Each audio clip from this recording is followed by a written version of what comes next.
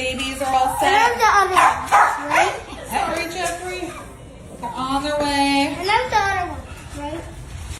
We completed one transport with them, and it did not go well in our opinion.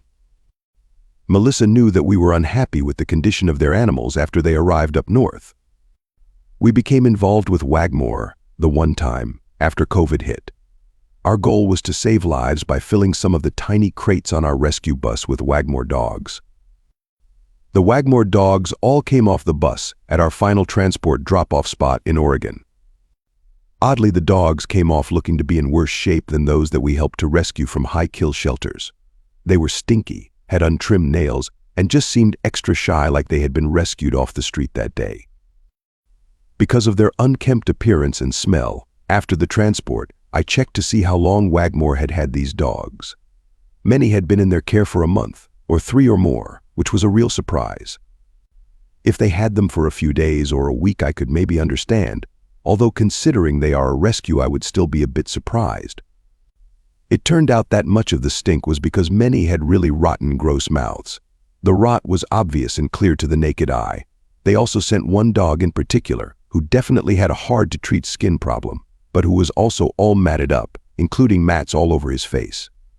He should have been shaved and bathed daily, on steroids and a special diet. Most, if not all, also had really long nails. At least 1 or 2 had nails that curled under and were partially embedded. In photos taken on the day of transport, at least a couple had nails that looked painfully long and curled under to the point where I would be surprised if the dogs could even walk on them comfortably.